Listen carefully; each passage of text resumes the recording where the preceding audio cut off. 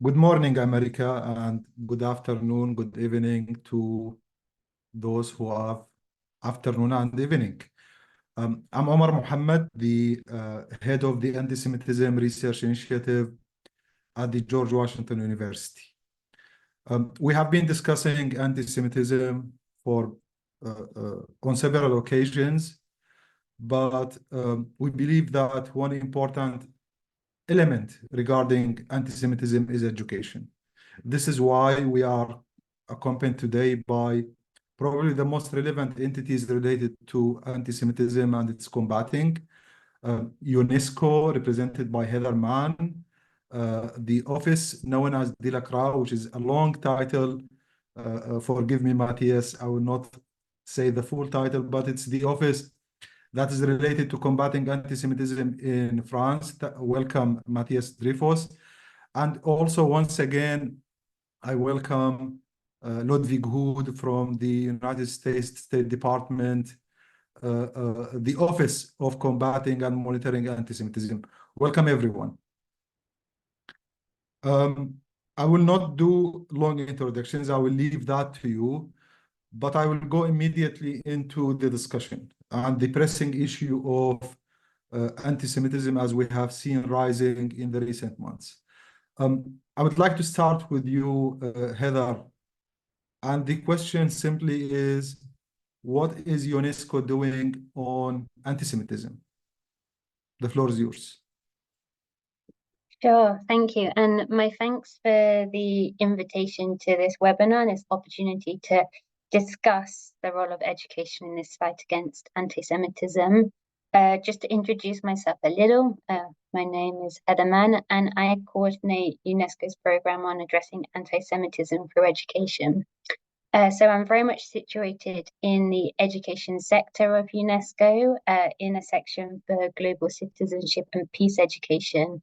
And for many years now, UNESCO has developed a program specifically on combating contemporary forms of anti-Semitism through education that is quite separate and distinct. Though, of course, there are links and many conversations from our longer term program on teaching and learning about the Holocaust and the prevention of genocide.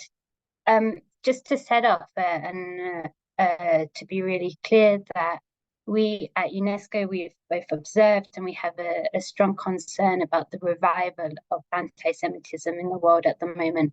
And that's a revival of anti-Semitism that predates the attacks of October the 7th and the ensuing conflicts that we see in the Gaza Strip, but that we've seen rising in communities online and particularly on social media, alongside surges in other forms of hatred and racism. But this alarming trend and the rise of anti-Semitism really underscores the urgent need that there is for action to counter this form of hate speech and the hateful and discriminatory narratives that drive this form of intolerance. And we do that, we believe in that because we're very clear that this hatred is also very real, and education to address anti-Semitism is therefore incredibly crucial. And the rationale is clear because anti-Semitism causes harm, first of all, and primarily it causes harm to Jews, Jewish communities and schools, to Jewish children and teenagers inside of schools. But also we have an educational prerogative because anti-Semitism harms the anti-Semite itself. So if we have a young teenager who's encapsulated by anti-Semitic propaganda, by conspiracy theories, by prejudice and stereotypes, their view of the world, to put it simply, is wrong. Their understanding of the complexity of our societies, of our history, of humanity itself, is flawed by this prejudice. So their existence is scarred by this hate. So anti-Semitism also damages that young teenager and damages the people around them. So if left unchecked, it's a risk to democracy and to our human rights values. But we also need to address anti-Semitism through education because it's sadly all around us. I work for UNESCO, but you probably can tell by my accent that I'm British. And for me, I guess the most obvious example is Shylock in Shakespeare's The Merchant of Venice, a play that circulated for about 400 years, but only in the past few decades as a critique arose about the role of anti-Semitism in that play. And that critique only is really on the margins of public discourse in society. But in school, I grew up reading Charles Dickens and Roald Dahl. And in most countries and languages, if we look, we can find a sea of anti-Semitic tropes and characters that are embedded into our cultural architecture. So this hatred, some describe it as a virus, others as a sort of reservoir of stereotypes that people can pick and choose from to explain their grievances and discontents. This stereotypes that are all around us, and if we don't invest in education to address anti-Semitism, then it's only going to continue as a form of hatred. And we see evidence of this on social media, on TikTok, on X, or Twitter, on Telegram, and more so on fringe sites. We did some research on Holocaust denial and distortion in 2022, and we found that on Telegram, for example, 1 out of 2 of every post relating to the Holocaust was either Holocaust denial and distortion, and most often very outrageously anti-Semitic. But in schoolyards, we know that the term Jew is used as a derogatory. And we know that this was the reality before the 7th of October. And the situation for Jews, but also for Muslims and other communities, has only worsened globally since then. We're in a position where it's currently hard for young people to escape anti-Semitism, particularly if they're online. And we know that in school, some students do have engaged in anti-Semitic acts and statements.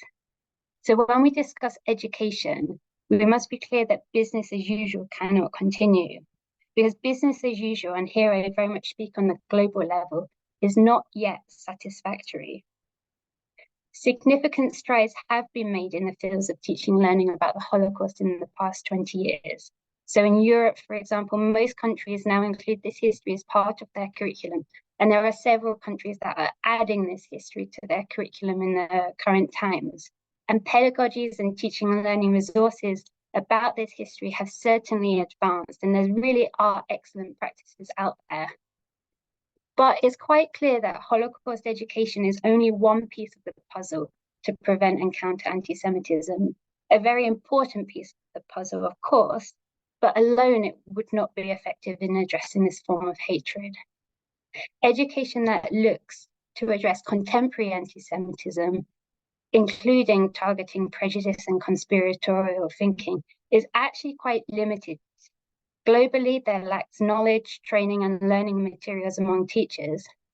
And in most countries, it remains the prerogative of civil society organizations or non-formal education systems to address, as opposed to being embedded in the activities of ministries of education.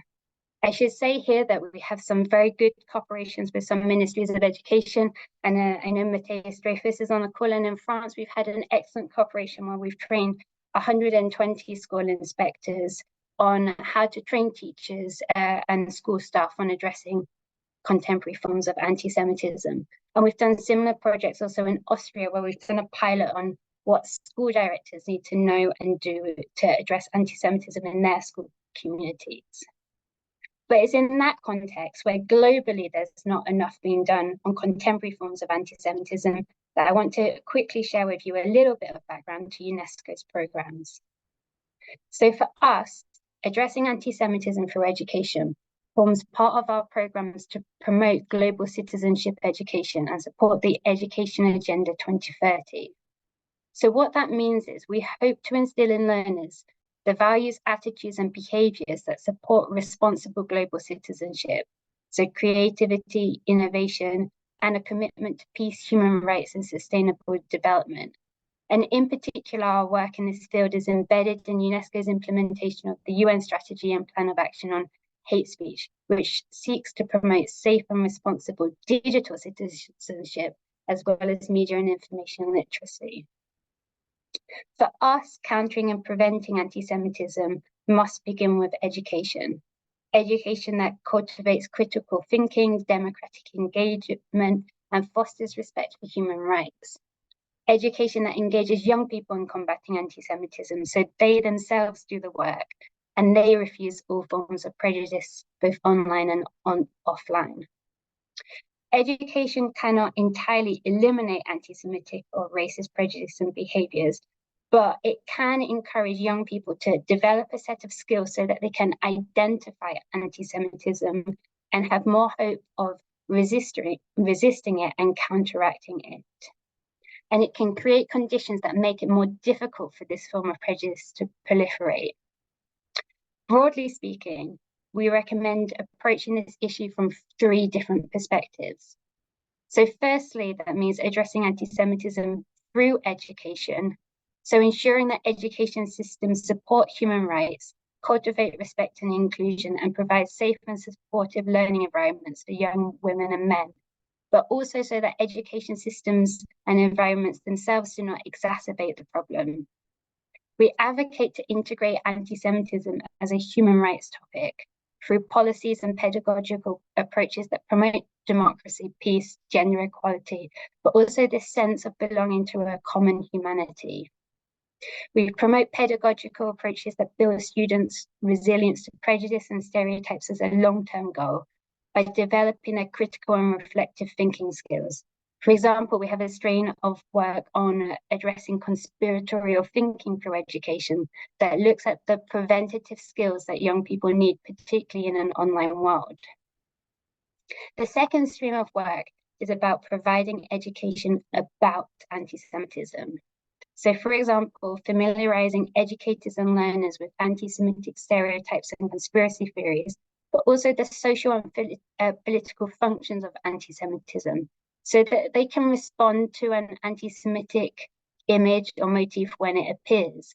This is, of course, incredibly sensitive. So we do it firstly by working with teacher trainers and teachers to train them so that they have the appropriate knowledge and the sensitivity to do this without spreading anti-Semitism further. Naturally, of course, we also foster education about the history of the Holocaust and other Nazi crimes.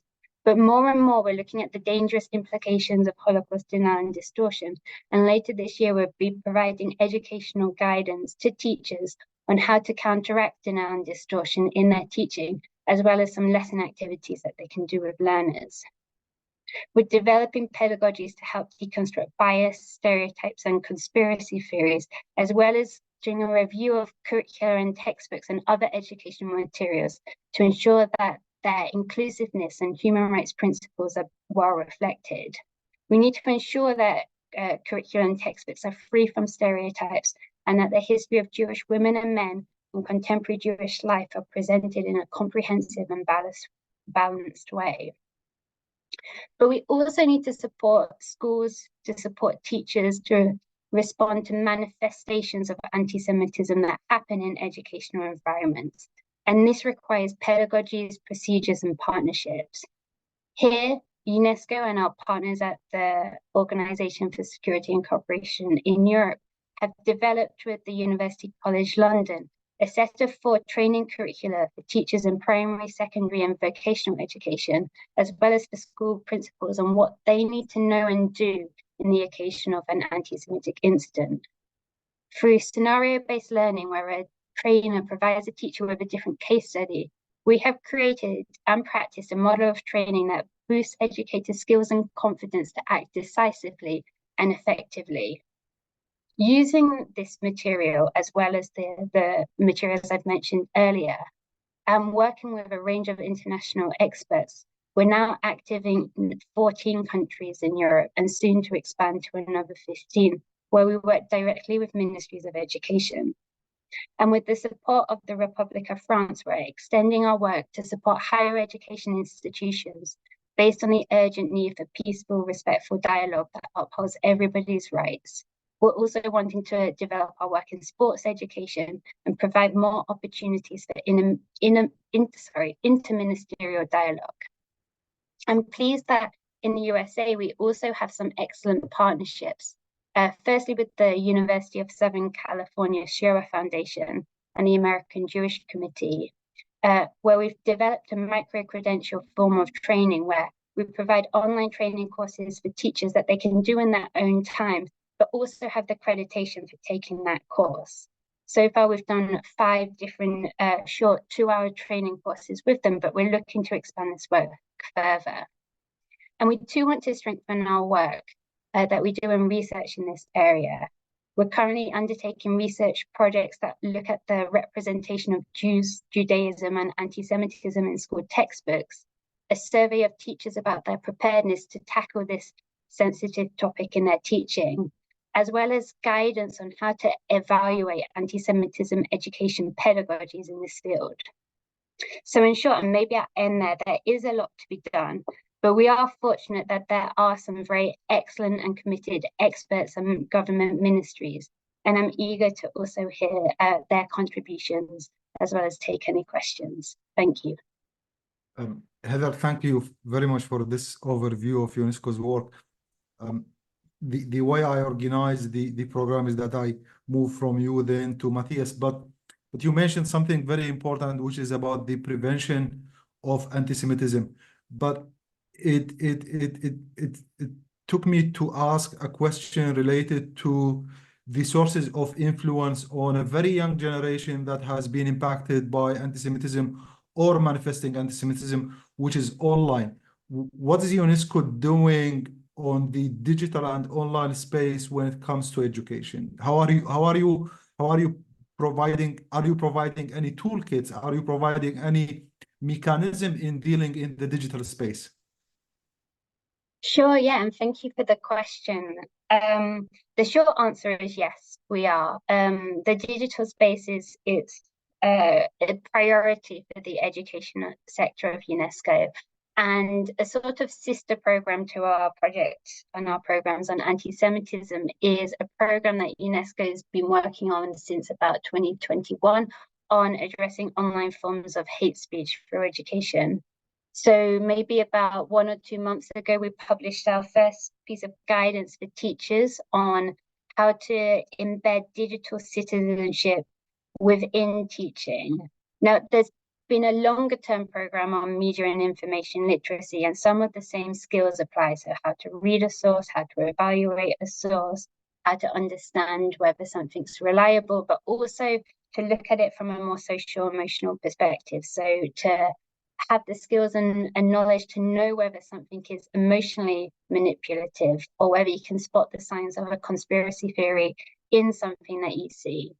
And because some of these tools and tricks are quite easy to spread or easier to spread on social media than more traditional forms of media, that program has really been revitalized, and also we've invested a lot of funding into revamping this and providing skills with the training and the guidance that they need. It's very much an ongoing program at UNESCO, and there's a lot more to be done. As I said, it's a real priority. And in my team, where we work more directly on anti-Semitism, we're very much in close communication with our colleagues in this field of work to make sure that we can take this learning and embed it in what we're doing in the field of anti-Semitism education. Thank you, Heather. I will be back to you with more questions, but during the Q&A section.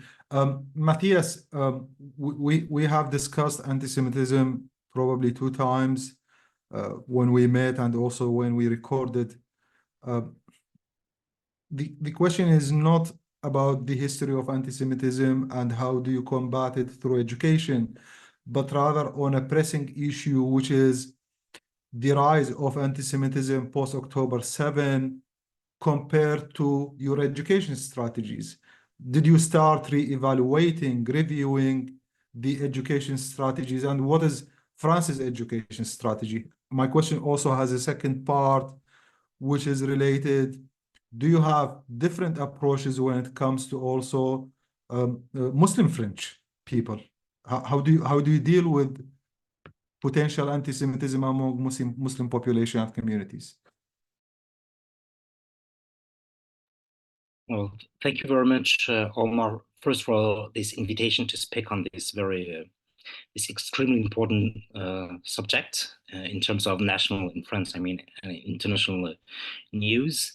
Of course, since the Hamas attacks on October 7 and the ongoing conflict in Gaza that followed, but actually, well, maybe just a word about who I am briefly, and then to answer your your questions. First, so I'm deputy delegate of the governmental delegation on the fight against racism, anti-Semitism, and LGBTQE hate. So the DILCRA. But I'm also a trained historian, specializing in the history of French Jews and French Jewry, and eventually as a educator, because I was previously head of education at first at the Jewish Museum in Paris for almost 10 years, and then at the National Museum of History of Immigration. So I think this also helps to understand the different ways. I mean, in order to answer what is happening now in France relating to the rise of anti-Semitism.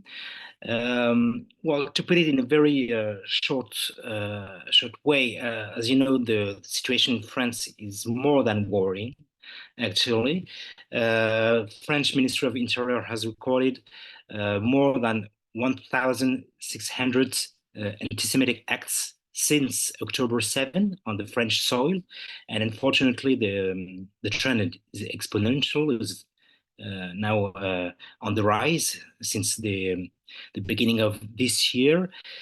And actually, in the educational context, the Ministry of Education has very recently published the figures of the anti-Semitic and racist acts happening in schools, and we have this number of 1,400 racist and anti-Semitic acts that have been reported to the Ministry of Education, of National Education, since October 7, 2023.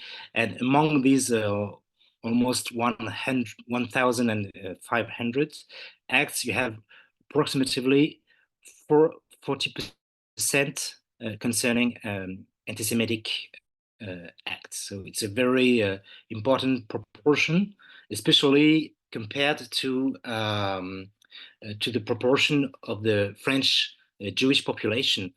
Because as you might know, the French Jewry, let's say, is the most important community in Europe, and the third one in the world, but it represents less than 1% of the population in France. So you can see the disproportion between the importance of anti-Semitic acts in France, and especially in schools, and the concrete situation of the French Jews. So your question was how did we react in the educational system to the rise of anti-Semitism? Well, first, as Heather has very nicely put it in her inspirational talk, of course, this has not started on October 7th. We could see a trend for the last 10 years, let's say, since 2014. It's approximately the date when the DILCRA was founded in France. This rise of anti-Semitism and this revival, indeed, of anti-Semitism. So, of course, we've been thinking this time of how to more accurately respond through education to this revival of anti-Semitism. So since for the last 10 years, I won't detail all the measures, but what we have, our, I would say, the documents on which we base our actions are of two sorts. The first one is a national action plan on the fight against racism and anti-Semitism, which includes specific actions on the fight against anti-Semitism, not only in education, also in higher education, for example, for justice, in training the public servants, and so on. And the other one, so this national action plans has been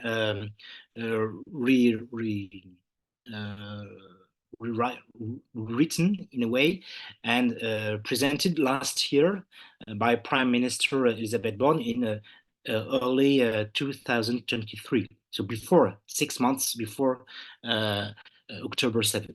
The second document specific to French schools is the Vademecum. It's a Vademecum on the fight against racism and antisemitism. Unfortunately, it hasn't been translated into English because it's aimed at French teachers. But this Vademecum, it's more than 60 pages, so it's quite robust. It presents all the the procedures, the reporting procedures for teachers, for educators. How can they report racist and anti-Semitic acts to the ministry?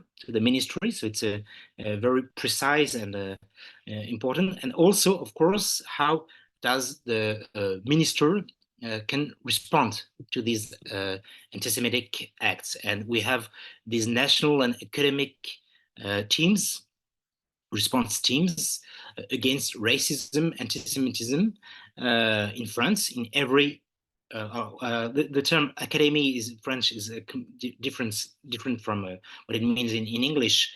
This is the regional or the on the area, large area, and we have different academies or rectorats in France, and in every rectorat you have an response team on the fight against racism and anti-Semitism. And this vademecum is very important because it lists all the procedures, but also gives an important set of pedagogical tools. For part of them are inspired directly from UNESCO guidelines. So thank you again, UNESCO, for providing this very interesting and important pedagogical material. And of course, in this vademecum, you have the era definition.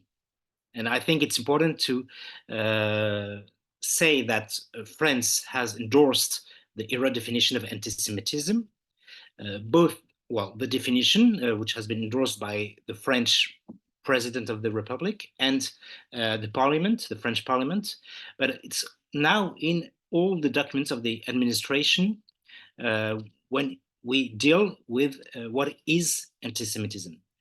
And now what we are now doing, and I would say even more after October 7, is trying to implement not the definition only, but also the examples related to the definition. And especially the fact that in these examples are very crucial in order to make the definition concrete and operational. And as you know, these examples, they relate to the denial or the distortion of the Holocaust, the dissemination of conspiracy theories, and eventually the hatred of Israel. And in this respect, I think it's quite clear that the post-October trauma has reshuffled the deck by revealing the confusion that reigns among many between the criticism of a government's policies and the very existence of the state of Israel, which some people are now openly and unabashedly calling for. So concretely, our current National Action Plan Against Racism and Antisemitism, which runs since 2023, has an important measure which imposes for the pupils the obligation of a visit to a place of remembrance or history associated with racism and or anti-Semitism. And maybe I will focus on this measure because I think it's quite important to understand how can it be a way to, if it's if it's done properly, it can be a very interesting way to combat anti-Semitism. because visits to remembered sites, they enable more concrete, situated, and contextualized acquisition of historical facts by embodying them in places, in people, and history, and also and even in personal stories. But these visits alone, we know, are not enough. And recent surveys on the efficiency of such visits in order to instill Republican, or let's say democratic values and citizenship, have shown that the results can be sometimes disappointing or even deceptive on the impact. And in order to gain efficiency, these visits absolutely need to be inscribed in the framework of educational projects, incorporating artistic and cultural dimensions and developing in different stages during the school year. This is what I personally witnessed when I was head of education in different museums. The way that we, through through educational projects, managed to change a little bit, I would say, change the mentalities of our pupils and students. And I think this enable young people to gain an in-depth understanding of the mechanism of exclusion, segregation, racial and anti-Semitic hatreds, and the means of subverting them. I don't know if I have still more time, Omar. Yes, you can. You can continue. Okay. But well, I think well, we have in France many remembrance sites and memorial institutions which realize actually a great job in training teachers first and pupils to these topics.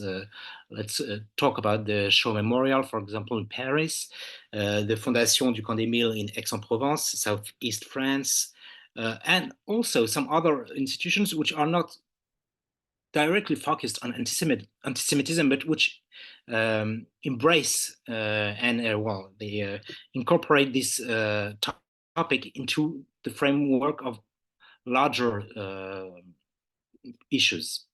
For example, the National Museum of History of Immigration is is working on this topic. Maybe just it's a way also to maybe answer quite quickly on your second question before returning to the first one, because we'll maybe conclude on this one. But on what we're doing to well, on the rise of the possible rise of anti-Semitism in Muslim communities. This is what you asked for. Actually, when I was working in the National Museum of the History of Immigration, I curated an exhibition on the history of the relationships between Jews and Muslims in France since 19th century up to, well, it was before October 7, 2023, but we tried in this exhibition to present a history of the interconnected, the entangled history of these two minorities in France, in colonial France, and in post-colonial France. And I think this is something which needs to be improved and developed. I mean, how does this, the history of one minority can be confronted to the history of another minority, not in order to see who was the good pupil and who was the bad pupil in a way, and it's often seen as this kind of comparison between the kind of competition between these two populations, but how we can understand how these two let's say minorities, even though in France we do not have religious minorities, but in the past we did, and how this history is strongly connected to the history of France for the last 2 centuries. And it's not a matter of competition, but it's a matter of understanding, and how we can explain the successes and also the pitfalls of these two stories. Now, just back to what we do specifically on the fight against anti-Semitism in schools. I've talked about the visits, but there's also another important field, and Heather has talked about it, is the curriculum. What you can find in the French history curriculum, for example, or in the textbooks. And actually, people often complain about the absence of Jews from school textbooks, or even worse, the fact that they appear there at best from the angle of a religion and a fossil civilization, at worst exclusively presented as victims, and as the victims of anti-Semitism during the Dreyfus Affair, for instance, or of course during the Shoah. Actually, this is true. There is an obvious absence of Jews from these school textbooks. But however, what teachers maybe neglect is the following fact. Jewish history is embedded into the narrative of French and European history. And in order to fully understand French and European history, we must go through the history of this tiny minority, which precisely because it is a very small minority representing the hated religion for centuries, and Heather has talked about Shylock and the Merchant of Venice, Shakespeare's play. It's an important stage of this topic. But this minority, the Jewish one, played, despite itself, a crucial and paradoxical role in the construction of the state, of the French state, in the affirmation of universalist principles during the French Revolution, and notably in religious matters, and also in the history of colonization in Algeria, but also elsewhere. If we do not understand this, we are condemned to recycle the internal prejudices on the Jew as a stranger, alien to society, or as a stubborn colonist willing to exterminate indigenous people. But what is often called, and I think this statement needs to be improved, and we are now working with French National Ministry in order to implement this history and what is very interesting also on a local level, because we have in France many local histories about the Jews living there for maybe sometimes from the Middle Ages, and this presence is now is vanished. So we need to reconstruct this history in order to better understand what is the story of this minority. To conclude about Shoah education, you've said, Heather has said, how we are questioning this Shoah education in France and elsewhere, because we can see that sometimes it can be counterproductive. We are really thinking on how anti-Semitism is now going to a complete different dimension. Sometimes pupils working on the Shoah, even making educational projects on Shoah, can be the same who will harass Jewish comrades or spreading prejudices on Judaism and Jews. So we really put the focus on how to understand how this new anti-Semitism on what it is constructed and how it spreads through online, for example, on the social media. And it is also connected to education, citizenship education. How do you react to fake news, for example, So we are now working on a project, for example. It's now still experimental in Sorry, one rectorat. Matthias, I hate to interrupt you, but I really want to Of do course, justice to always. Ludwig. Thank you. I'll leave back to you with the questions. Ludwig, I would like to take you to two spaces, the Middle East and the Vatican. What's your office doing in that area? Thank you, Omar. With your permission, I'll make some broader general points before tackling the Middle East region. First and foremost, my thanks to you and the George Washington University Program on Extremism. You guys are great partners for us, and we value your work on not just countering anti-Semitism, but the broader fight against violent extremism.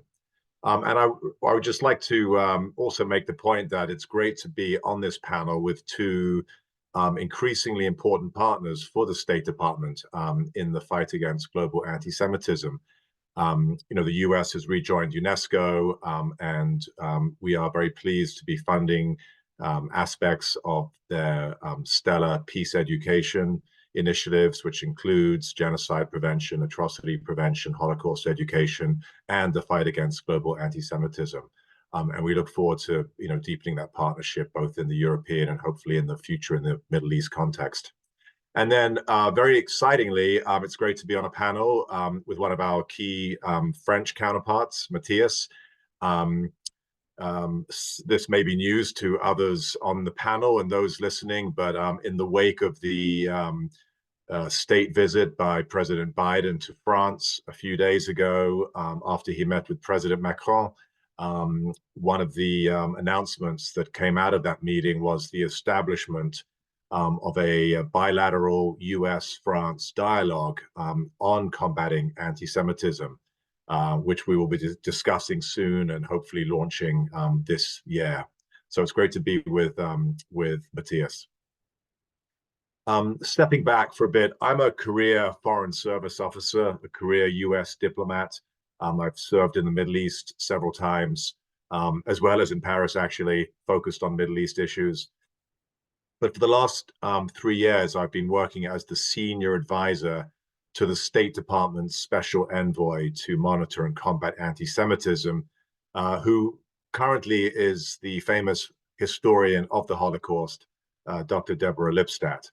And Ambassador Lipstadt and our team have been gradually growing, and fortunately were appropriately staffed up in time for the horrific events of October 7th and the daily manifestations of anti-Semitism that we have confoundingly seen since October 7th, particularly in the Americas and in Europe.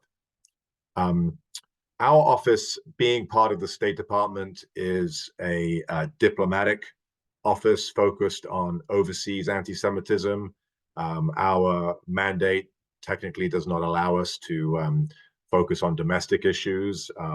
Domestic anti-Semitism is coordinated out of the White House with involvement from many different departments and agencies, which I'll talk about in a bit, including obviously our Department of Education.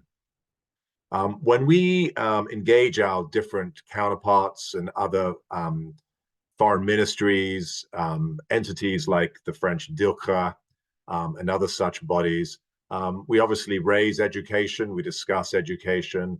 We make the point that it's vital for both identifying and countering anti-Semitism, and of course Holocaust denial and distortion is a big part of that. We also make the point that understanding and countering anti-Semitism is highly relevant and effective for sensitizing law enforcement when they think about hate crimes and other such incidents. And picking up on points that both Heather and particularly Matthias made, for us, anti-Semitism-related education it's much more than about the well-trodden path of Holocaust education. education about contemporary Jewish culture and contributions to society helps to demystify Jews and Judaism. And fortunately, as Matthias alluded to, we're seeing more and more countries and intergovernmental organizations linking their efforts against anti-Semitism with an attempt to broaden appreciation of Jewish heritage and fostering Jewish life. Another aspect of our diplomacy relating to educating about anti-Semitism, and indeed this has become perhaps the core theme for Ambassador Lipstadt and our team, is to try and explain to people that anti-Semitism is a multi-tiered threat. It's not just a threat to Jewish communities and Jews around the world, as terrible as that is. But history has shown that anti-Semitism, when allowed to become mainstreamed, to fester, starts to erode at the basic pillars of governance, can be a harbinger of democratic decay. And governments and civil society actors who may think of anti-Semitism as a niche form of hate need to be educated, we would argue, and to appreciate that it's much more than that, as I just noted. And indeed, with the decay of democratic governance that can often be in the wake of anti-Semitism being allowed to flourish, there is the obvious, potential threat to both national stability and in some ways to international stability. And what I mean by that is, and I think Matthias and some of his colleagues in the French government will have more to say than we do about this, but it's clear that there are malign actors in the international system, to include Russia, who see anti-Semitism as a useful wedge issue or a useful way of sowing doubt, dissent, distrust in democracy. Similarly, the explosion of anti-Semitic content on Chinese government-censored search engines and social media sites right after October 7th, which has continued in waves since then, strikes us as a sort of cynical attempt to curry favor with countries in the so-called global south, who are taking particularly strong views on the current conflict between Israel and Hamas. So going back to this notion of a multi-tiered threat, we're hoping to diplomatically and increasingly with some of our academic partners around the world to try and sound the alarm that anti-Semitism is more than just a threat to Jews.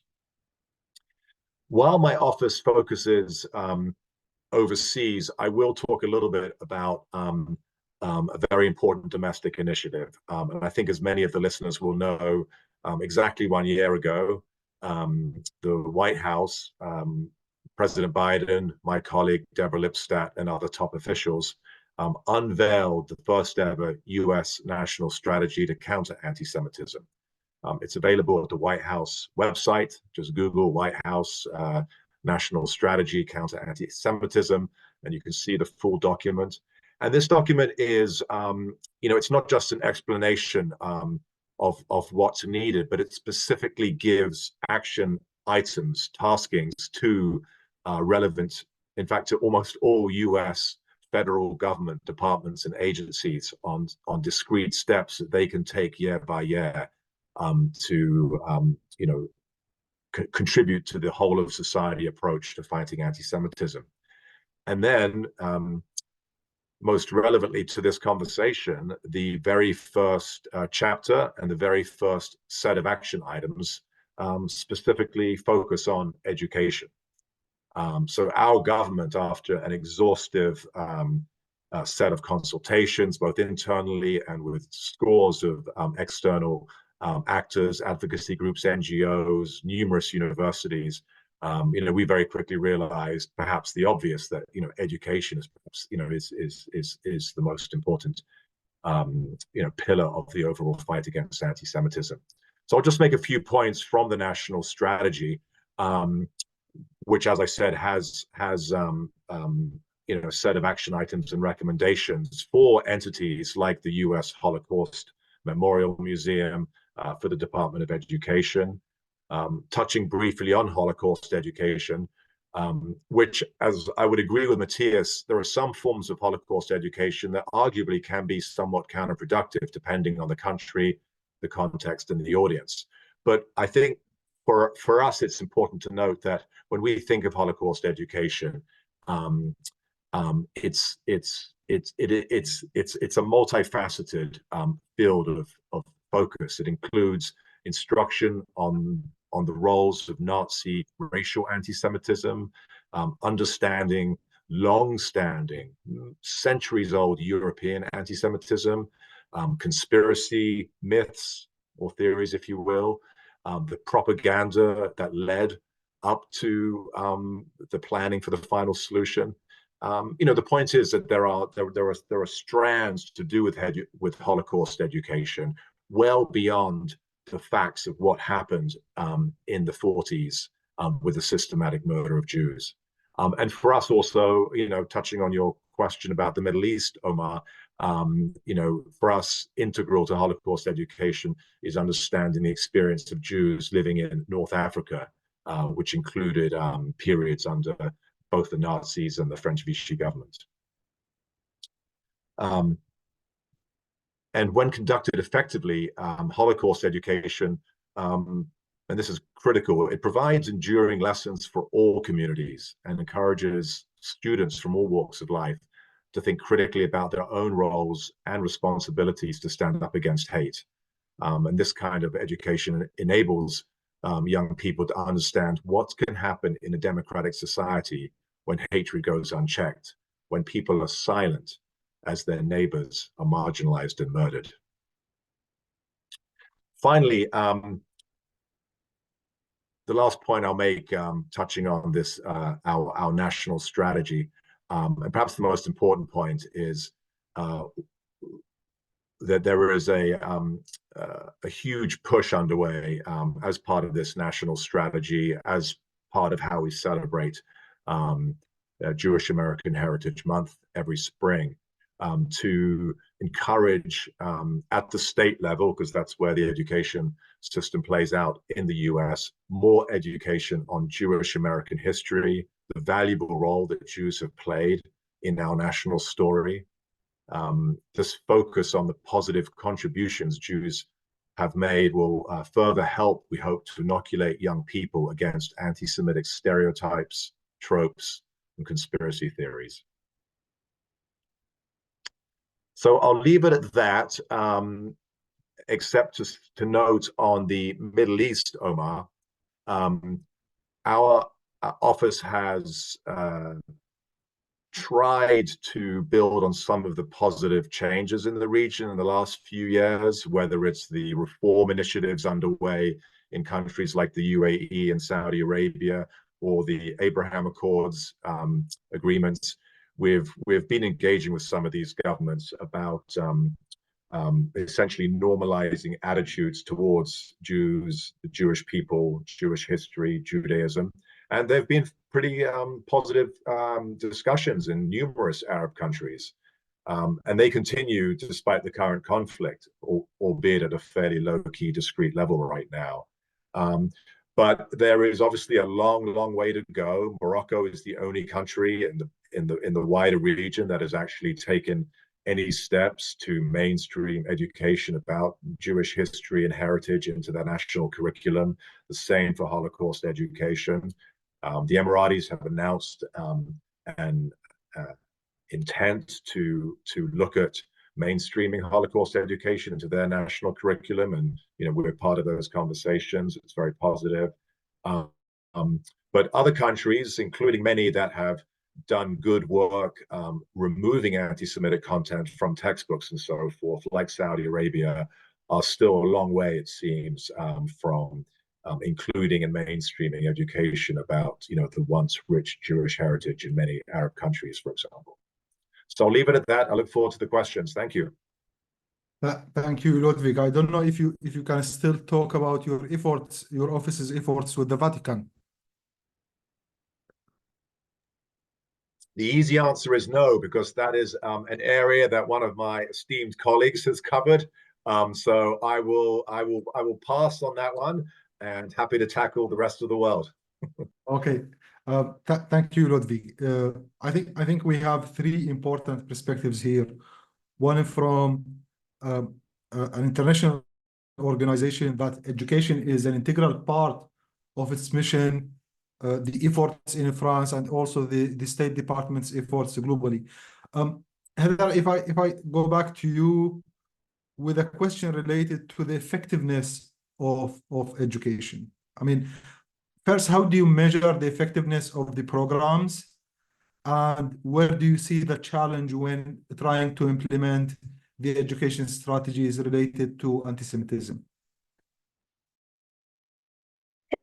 Everyone, thanks for the question. It's actually quite a difficult question because education is notoriously difficult to measure and to evaluate its impact, particularly when you're dealing with behavioral changes and social and emotional development of young people and their skills. It's a lot easier to test knowledge, but a lot of what we want to do isn't really based on knowledge. It's based on values, it's based on attitudes, and skill-based learning, which is a little bit trickier.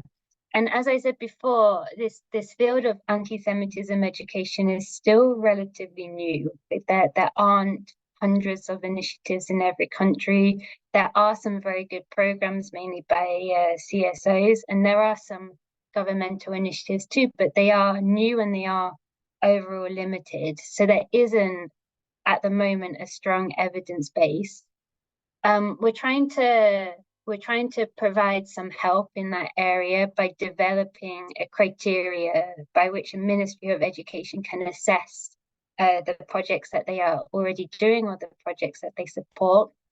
And that criteria is based on different dimensions. So firstly, on the types of learning that a young person needs to engage with and the different learning approaches that are known to be effective in dealing with prejudice.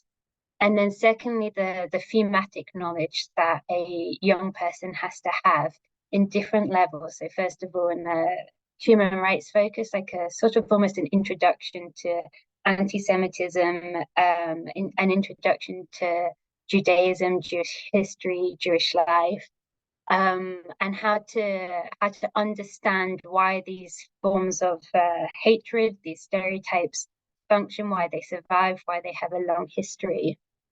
But then when you go beyond that, there's also knowledge that you need to have if you're fully going to understand and counter this prejudice about, for example, the situation in the Middle East, to understand when freedom of speech becomes hate speech, when things can be offensive. And we're currently in a position where most teachers globally do not have the confidence or the skill set to engage in those conversations with their students and to create the safe learning environment where there can be constructive conversations on these sensitive issues. So sadly, we're not in a space yet where we're able to evaluate how effective many of these programs are, because we're still in a place where we need to implement some of these programs for the first time. But I'm hoping, and we are really building on a lot of work and effort that's been put into Holocaust education over the past 20 years, and building on that field and experts and researchers working in this area, that say in 5 years' time that we're being a much more robust place, where we can not only count and have a good evidence base for the amount of initiatives that are going in different countries, and we're hoping to also keep a track of these, but be able to help ministries of education to evaluate these a bit more effectively than they are at the moment.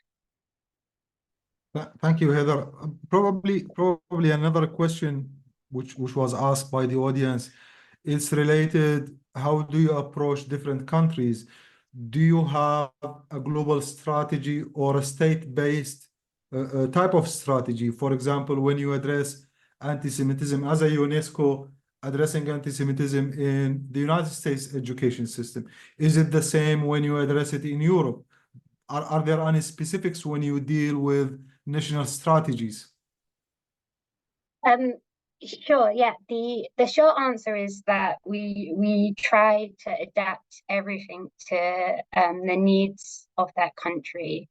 So at the moment, our main two projects, we have a big project in the United States this past year, where we've provided training seminars, and there we worked with the input of the AJC, with the American Federation of Teachers and the Shoah Foundation to decide on what are the specific needs of teachers in the US context. And that in itself is a big question, because say the needs for the teachers in California are going to be very different to the needs of teachers in the Midwest and different teachers on the East Coast. But if we were to do, say, 6 seminars, what are the key things that teachers need to be able to do and know in that context? In our EU project, so we have an EU-funded project where at the moment we work with 12 countries across the EU. And in each of these states, our first approach is to have consultations with the Ministry of Education to explain the rationale for our program, and then identify with the Ministry of Education, as well as national experts or institutions that are working in this area, what already exists, what is in their national strategy if it's already published. If it's not published, how can we support their national strategy? What's in their curriculum and their textbooks, and then develop together a program of cooperation that builds on the particular needs of that country and contextualized in that sense. So a good example, we have a good cooperation at the moment with the Ministry of Education in Romania. And Romania's just introduced for the first time ever Holocaust education to their curriculum. But it really is a very impressive curriculum reform that they've done, and it's now a very extensive program. There's 5 different textbooks. It's a year-long program where students will now have mandatory education on the topic. But the needs there, the urgent needs there are to also support teachers to teach about this history in a way that prevents and combats anti-Semitism, as well as denial and distortion in the country. So there, our program was a lot more focused on building on this initiative rather than focusing directly on contemporary forms of anti-Semitism. Whereas in Western Europe, the influence of the conflict at the moment in the Middle East is a lot more stronger, the impact that it's having on schools, on educational environments. So there we've tried to embed in practices and guidance on how to deal with anti-Semitism that arises in response to that conflict. Thank you, Heather. Matthias, as it was also highlighted by one of our audience, there are far greater number of Holocaust memorials in Europe than anywhere in the world, visible to everyone. There is a European Commission division specialized in combating anti-Semitism and also fostering Jewish life. There is the French national strategy. Every European country has its own national strategy beside the European strategy, but we still see anti-Semitism on the rise. I mean, what went wrong? What's the problem exactly? Well, I think, unfortunately, I don't think I have the short answer to this. Maybe I would have a longer one, but no. To be concrete and actually, we do have these national strategies on the fight against anti-Semitism, as you mentioned. I think not every country in Europe, but most of the countries in Europe, and Heather has just talked about what's happening now in Romania. It's just very important because it's the first step, and then we can go on further on contemporary anti-Semitism and so on. What went wrong? Actually, I think many things went probably wrong these last decades, and not only in an educational system, but maybe on a more broader perspective, social, political, probably. Maybe the fact that anti-Semitism is understood very differently and has been taken as a political. I mean, has been taken by politicians in order to promote other ideologies, other agendas. Maybe it's one of the answers.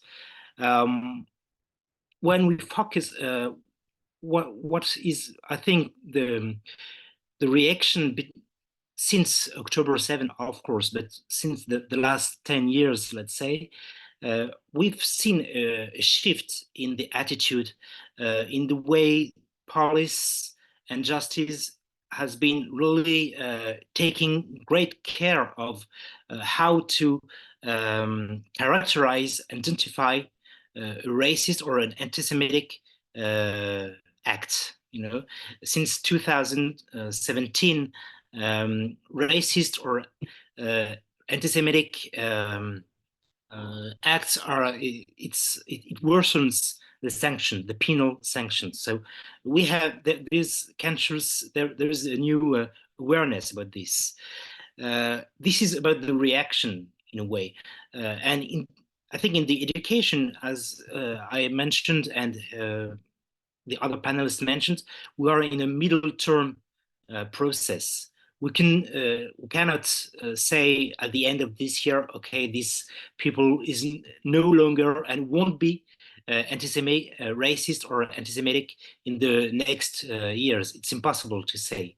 So I think we're changing now, but of course, what is the we are always a bit in the difficulty to understand how important the rise of this anti-Semitism this last year, for example, because it's involving many different parameters. And Ludovic talked about the role of Russia, for example.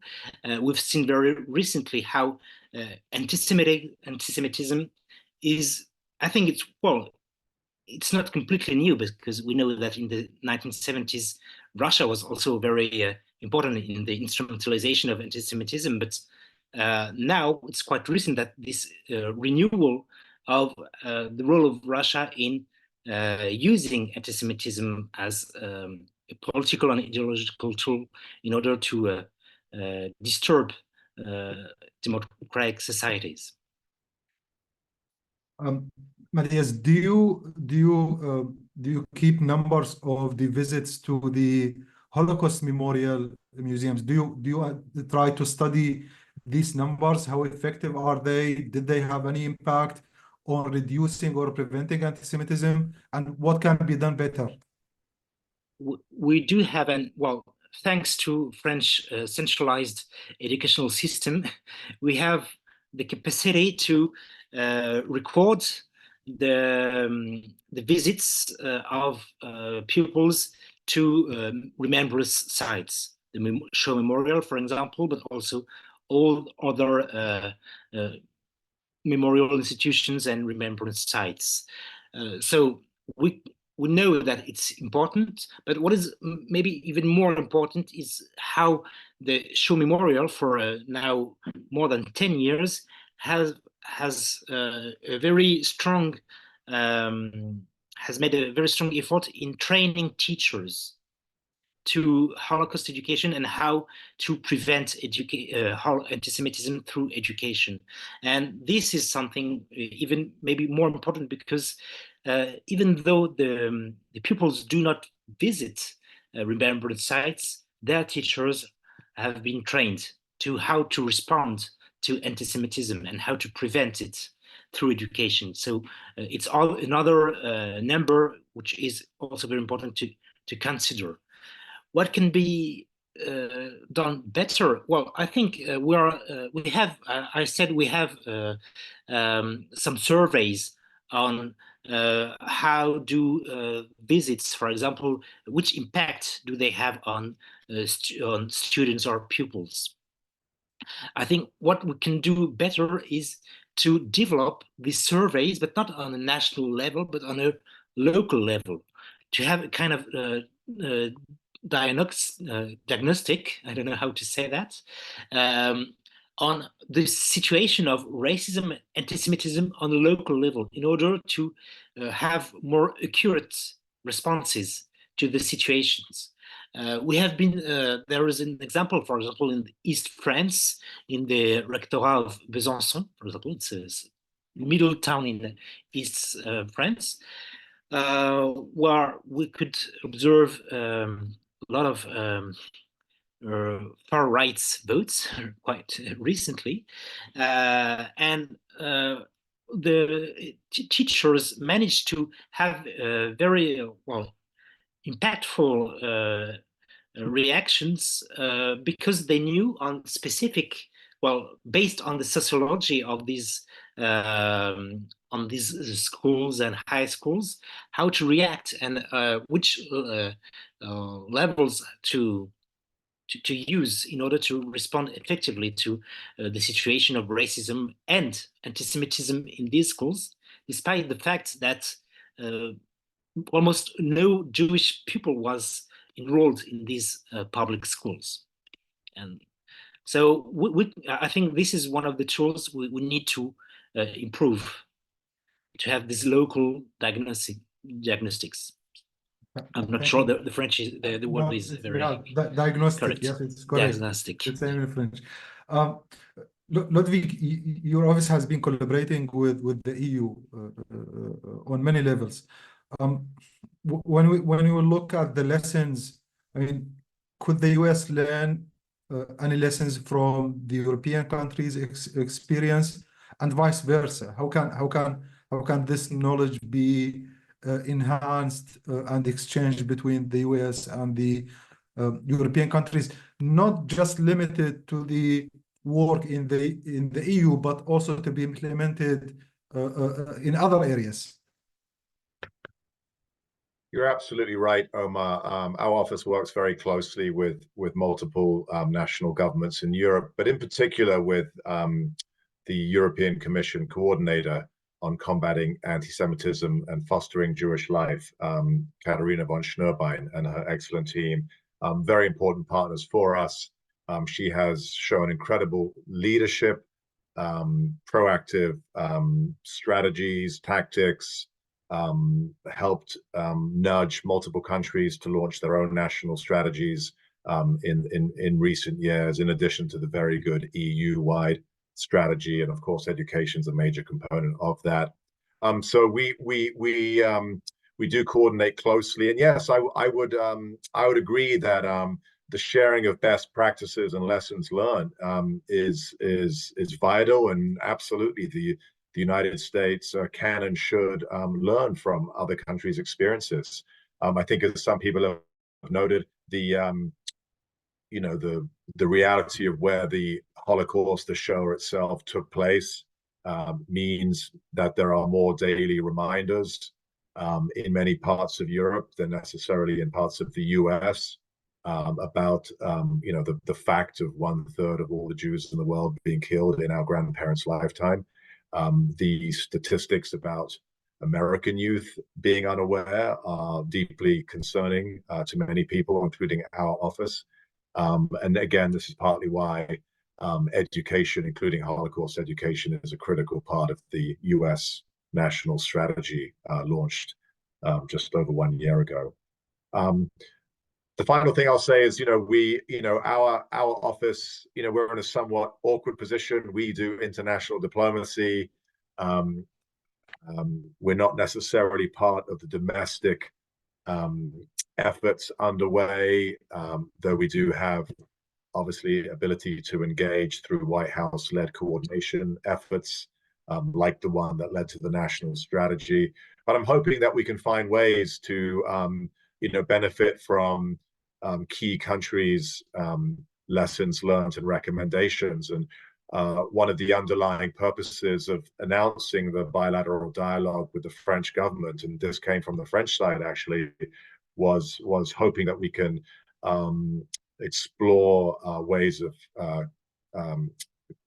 collaborating on education best practices. And this is something I'll be discussing with the French Foreign Ministry and with Matthias and his team very soon. Thanks again, Ludovic. Allow me to borrow something from you, Ludovic, especially when you refer to the European Commission. The important component of the title of that office is that it contains fostering Jewish life. And I take this to Heather. There are arguments that Holocaust education in itself is not enough to combat anti-Semitism, but rather talking about the living Jews everywhere. I mean, on their culture, on their religion, on their life, on their social life, etc. What are the type of programs that also include Jewish culture, but also multi-cultures, where you can merge different cultures to celebrate the culture aspects of different communities, including Jewish culture? Yes, certainly.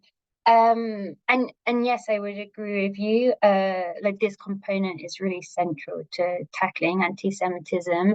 There's this almost a saying that it's for some people it's a lot easier to talk about Jews as victims or dead Jews, but not to talk about the experiences and realities of Jews living today.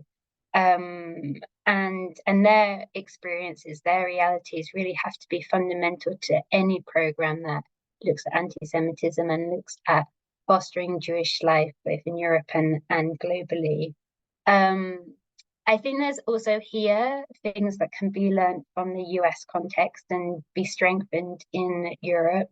For example, the focus on having Jewish History Month, which some states have really adopted and funded as a place to champion Jewish life, Jewish culture, and to spread learning about what it means to be a Jewish person living in the US today. I think these programs could really be brought to some European contexts or other contexts, in fact, globally, as a chance to celebrate that diversity and celebrate the Jewish community that's living with us. For us at UNESCO, we're also, I work in the education sector, but we also have a very strong culture sector as well that look at strengthening cultural heritage and protecting cultural heritage.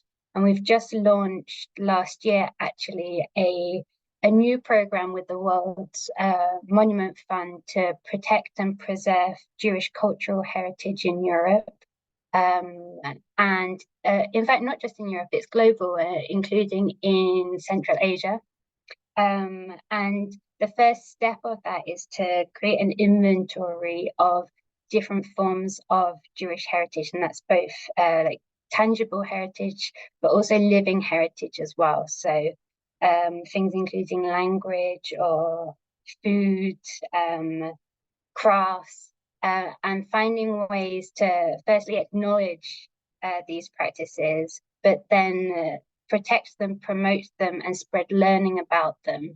And that's a piece of work, a project that's very new, but that we're very proud of and keen to promote and invest in. And our next challenge in the education sector is how to take the learning from that program and embed it in our educational programs as well. And that's what we hope to be doing in the coming years. Thank you, Heather. Would it be possible to share any publications that might be useful for readers related to the programs you are doing? Sure. I think the easiest way is if you just Google UNESCO anti-Semitism, it comes up with our webpage, and there it has the link to all of our documents, all of our guidance and information about our different programs. If you Google also UNESCO Holocaust education, you find the same page, but for our program on teaching and learning about the Holocaust. Thank you again. Back to you, Matthias. What's France doing, and whether it's your office's responsibility or probably the Ministry of Culture, what's France doing in relation to celebrating Jewish heritage in France? That's a very interesting question. Actually, we have a Jewish museum in Paris, actually, which is funded partially by the French Ministry of Culture, and this is one of the major institutions, presenting Jewish heritage in France through exhibitions, through educational programs, and so on. So I think it's one of the major institutions. But there are also some major cultural institutions which also can have cultural events. After October 7, the French Minister of Culture at that time, Rima Abdul Malak, gathered heads of big cultural institutions in order to ask them to have specific programs on Jewish heritage and also on anti-Semitism. So the National Library, for example, the Musée du Quai Branly, for instance, launched cultural events on this topic. And I think this kind of initiative can also realize that this heritage, this Jewish heritage, is integral part of the French historical narrative and the French historical heritage.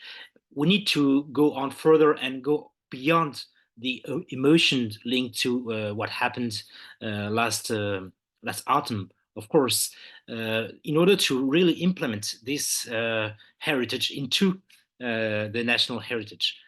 We have still work to do on this path, but I think it's going the good way now. Thanks again, Matthias.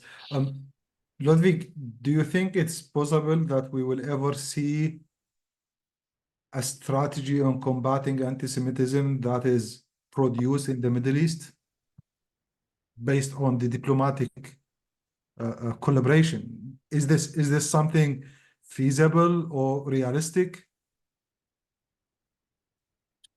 I think government-led coordinated efforts to end the demonization of Jews and Judaism in some Arab countries is not only feasible, but is underway. Things have changed significantly in terms of textbooks and sermons in Saudi Arabia, for example. Morocco is by far the leader in the region, with the political leadership's embrace of the importance of celebrating the country's diverse heritage, including highlighting, the ancient, thousands of year-old heritage of the Jewish community, not to mention its many contributions over many centuries. UAE is obviously a leader in many aspects of the fight against violent extremism and other forms of extremism that lead to violence, to include being outspoken about anti-Semitism, and very good partners for our office, including at the top political level. It's hard, I would have to defer to those governments if they will, come to a point where they have an internal national strategy per se. But we are encouraged by things we've seen in certain countries. We're also very discouraged by things you continue to see in other countries, including, for example, Iraq, where a so-called anti-normalization bill last year definitely had a chilling effect on those within Iraqi society who feel that the right thing to do is to be talking about the country's rich Jewish heritage, or the fact that many Jews of Iraqi origin are now scattered around the world, and would like to be part of discussions of contemporary and future Iraq. So that's obviously unfortunate. There is the problem of Iranian influence in parts of the region, which doesn't help. Iran backs violent extremist groups, some of whose ideologies are explicitly anti-Semitic, almost genocidal, if you will. If you look at the charters of entities like Hamas and so forth, and they benefit from the backing of a state like the current regime in Iran, which is extremely unfortunate, to put it mildly. So we'll see. It's the current context of the war in Gaza has obviously re-aroused strong feelings and political instincts in most Arab countries, if not all. And it's a factor that we're all contending with as we try and do our respective work, all of us on the panel, in some Arab countries and other Muslim majority countries. But overall, as I said, my office is cautiously optimistic that we can make gradual progress in a good number of important countries in the region. Ludovic, Matthias, and Heather, many thanks for your insights and for your time. I appreciate your time. I would like to remind our audience to also follow our podcast, 36 Minutes on Antisemitism, which you can find on our website. I have had the pleasure of interviewing both Ludovic and Matthias on antisemitism. We will be producing more episodes monthly. Once again, thank you for your time and insights. Thank you. Many thanks so much. Thank you. Many thanks. Thank you. Bye.